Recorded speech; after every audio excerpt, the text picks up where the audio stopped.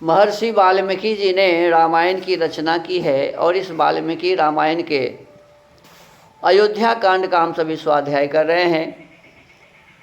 अयोध्या कांड का आज 39 सर्गः 39वां सर्ग होगा। पिछले सर्ग में भगवान राम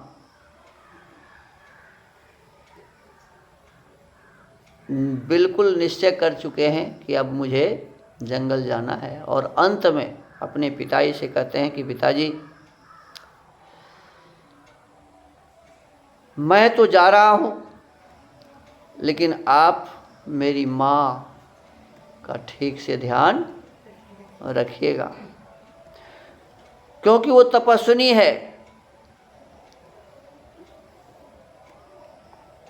ऐसा ना हो, कहते हैं ऐसा ना हो कि मेरे जाने से माँ का शरीर छूट जाए, अर्थात माँ मृत्यु को प्राप्त हो जाए।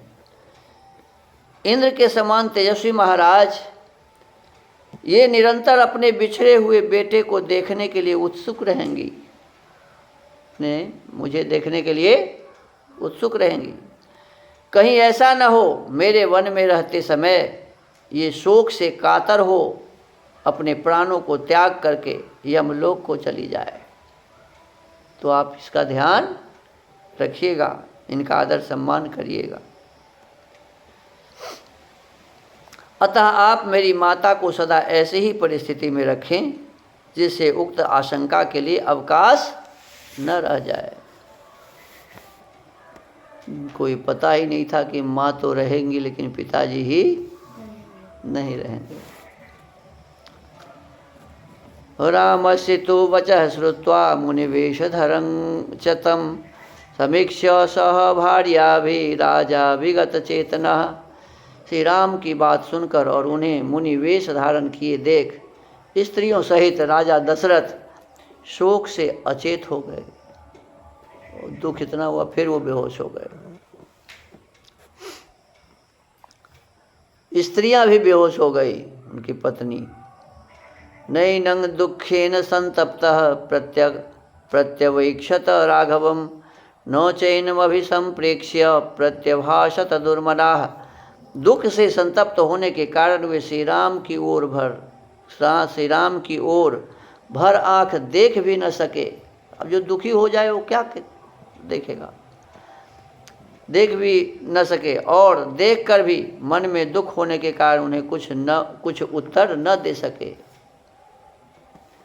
समुहूर्त विवाह संज्ञो दुखितश्च महीपतिः विललाप महाबाहु राममेवानुचिन्तयन्।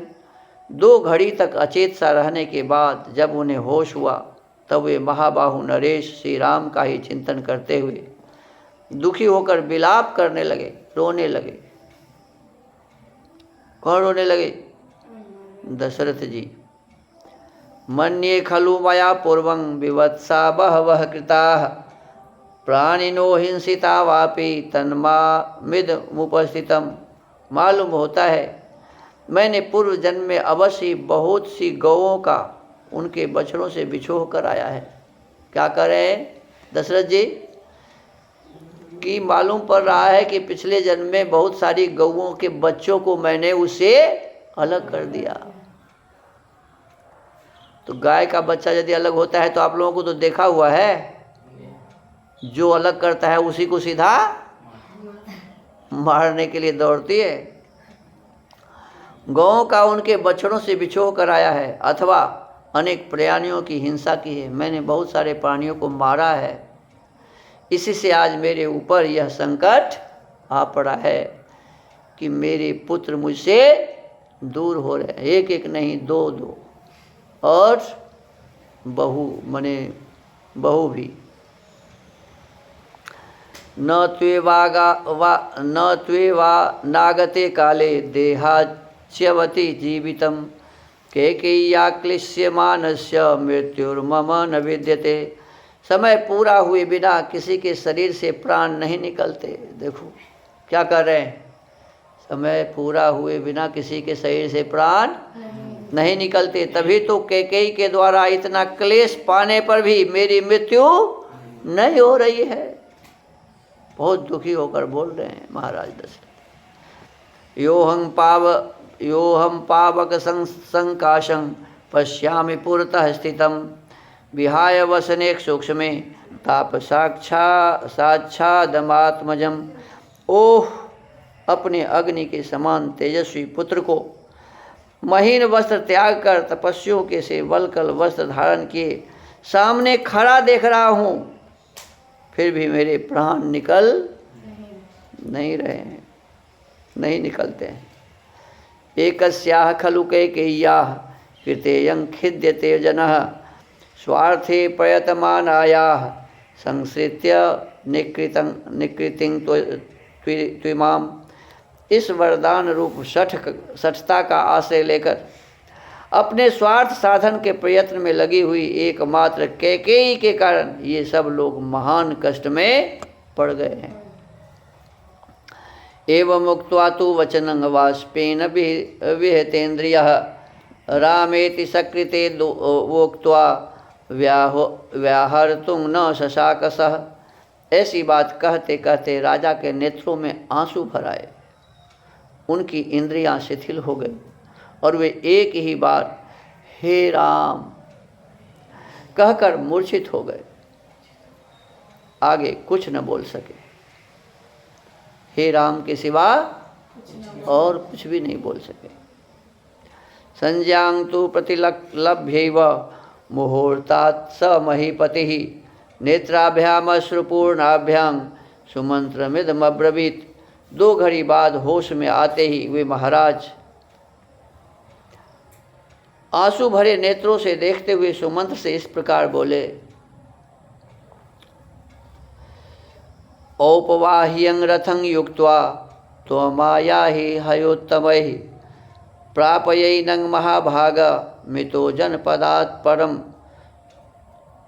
तुम सवारी के योग्य एक रथ को उसमें उत्तम घोड़े जोतकर यहाँ ले आओ और इस महाभाग श्री राम को उस पर बिठाकर इस जनपद से बाहर तक पहुँचाओ।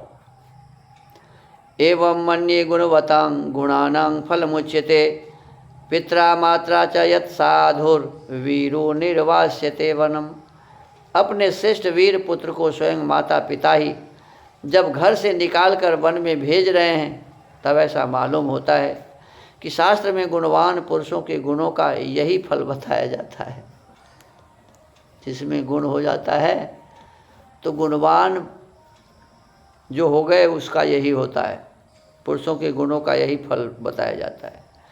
राज्यो वचनमाज्याय सुमंत्र शीघ्र विक्रमः योजयित्वाययौ तत्र रथमश्वैरलंकृतम्। राजा की आज्ञा शिरोधार्य करके शीघ्रगामी सुमंत्र गए और उत्तम घोड़ों से सुशोभित रथ जोतकर ले आए। तं रथं राजपुत्राय सूतः कनकभूषितम् आचचक्षेऽञ्जलिं कृत्वा युक्तं परमवाजिभिः। फिर सूत सुमंत्र ने हाथ जोड़कर कहा, महाराज, राजकुमार श्री राम के लिए उत्तम घोड़ों से जुता हुआ सुवर्ण भूषित रथ तैयार है। राजा सत्वरमाहूय व्यामृतं वित्त संचये उवाच देश कालज्यो निश्चितं सर्वतः शुचिः। तब देश और काल को समझने वाले सब ओर से शुद्ध इहलोक और परलोक से उड़ेन राजा दशरथ ने तुरंत ही धन संग्रह के व्यापार में नियुक्त कोषाध्यक्ष को बुलाकर यह निश्चित बात कही, वासांसि च परार्हाणि भूषणानि महान्ति च वर्षान्येतानि संख्याय वैदेह्या क्षिप्रमाणय। तुम विदेह कुमारी सीता के पहनने योग्य बहुमूल्य वस्त्र और महान आभूषण जो 14 वर्षों के लिए पर्याप्त हों गिनकर शीघ्र ले आओ। कहाँ रखेंगे एक रथ में? नरेंद्रेणैव मुक्तस्तु गत्वा कोशगृहं ततः प्रायच्छत् सर्वमाहृत्य सीतायै क्षिप्रमेव तत्। महाराज के ऐसा कहने पर कोषाध्यक्ष ने खजाने में जा वहाँ से सब चीज़ें लाकर शीघ्र ही सीता जी को समर्पित कर दी। सा सुजाता सुजातानि वैदेही प्रस्थितापनम भूषयामास गात्राणि तैर्विचित्रैर्विभूषणैः। उत्तम कुल में उत्पन्न अथवा अयोनिजा और वनवास के लिए प्रस्थित विदेह कुमारी सीता ने सुंदर लक्षणों से युक्त अपने सभी अंगों को उन विचित्र आभूषणों से विभूषित किया। व्यराजयत वैदेही वेशमतत् सुविभूषिता उद्यतोंशुमतः काले खं प्रभेव विवस्वतः। उन आभूषणों से विभूषित हुई विदेह नंदिनी सीता उस घर को उसी प्रकार सुशोभित करने लगी जैसे प्रातःकाल उगते हुए अंशुमाली सूर्य की प्रभा आकाश को प्रकाशित करती है। तांग भुजाभ्यांग परिस्वज्य श्वश्रूर वचनमब्रवीत अनाचरन्तिं कृपणं मूर्धन्युपाघ्राय मैथिलीम। उस समय सास कौशल्या ने कभी दुखद बर्ताव न करने वाली मिथिलेश कुमारी सीता को अपनी दोनों भुजाओं से कसकर छाती से लगा लिया और उनके मस्तक को सूंघ कर कहा, असत्य सर्वलोकेस्मिन् सततं सत्कृताः प्रियै भर्तारंगनानुमन्यन्ते विनिपातगतं श्रेयः। बेटी, जो स्त्रियां अपने प्रियतम पति के द्वारा सदा सम्मानित होकर भी संकट में पड़ने पर उसका आदर नहीं करती है, वे इस संपूर्ण जगत में असती दुष्टा के नाम से पुकारी जाती है।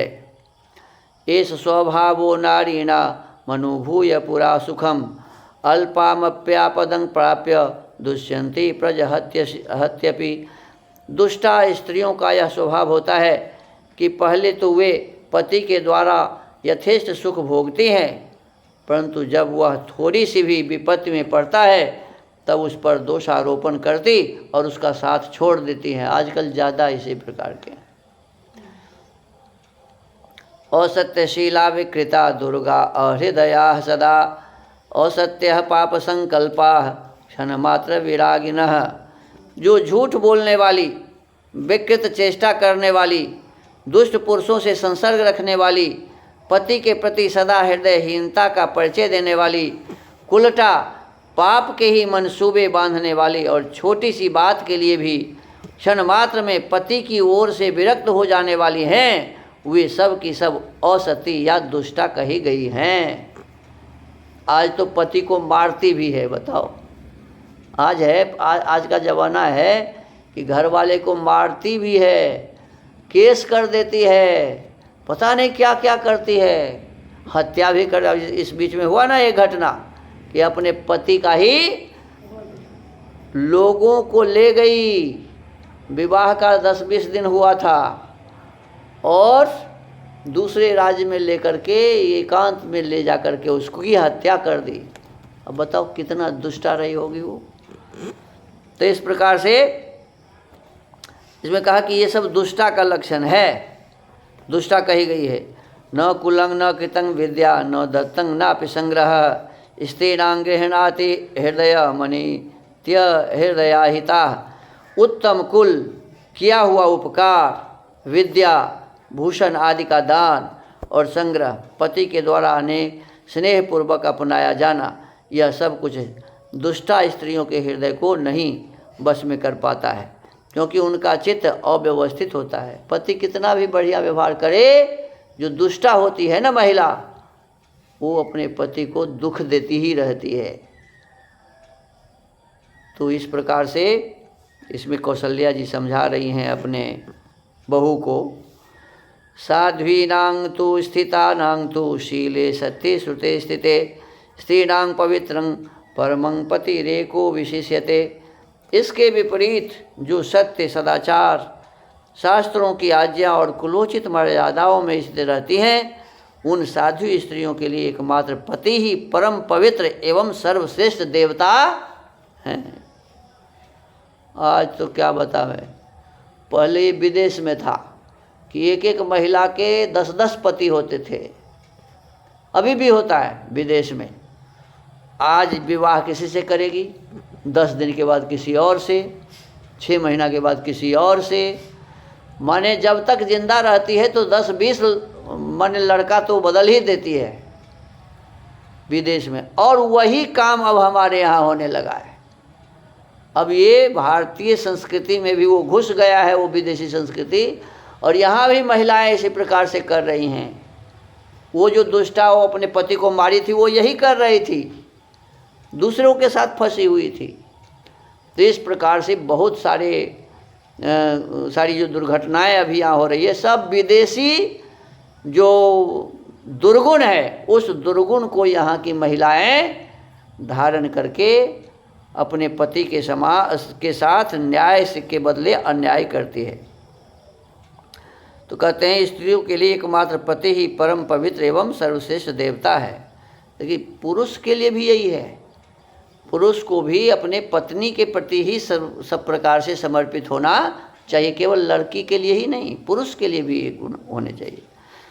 स्वत्वया नावमंतव्य पुत्र प्रव्राजितो वनम तब देव समस्त्वेष निर्धन सधनो विश्वा।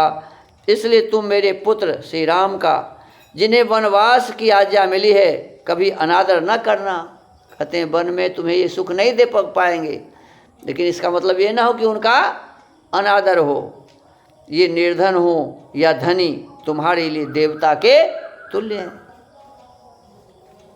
विज्ञाय वचनं सीता तस्या धर्मार्थ संहितम कृत्वांजलिम वाचेदं श्वश्रुमभिमुखे स्थिता।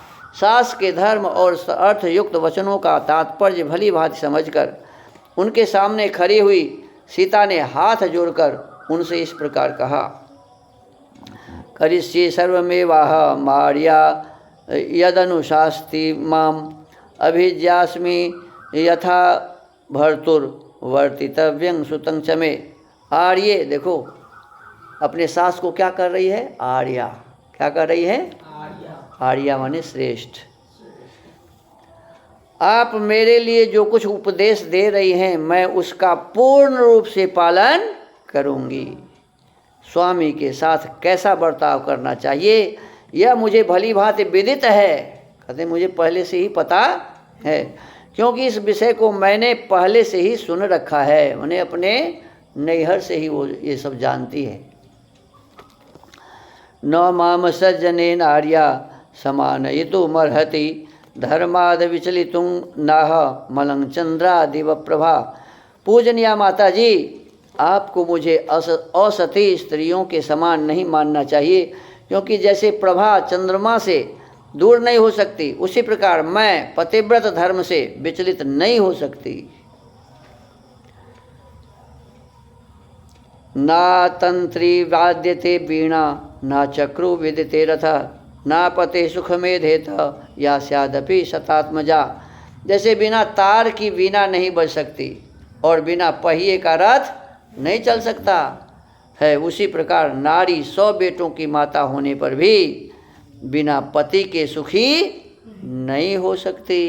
देखो सीता जी कह रही है कि चाहे कितना ही बेटा हो जाए, बहू हो जाए, लेकिन पति जो सुख देते हैं वो कोई भी नहीं दे सकता।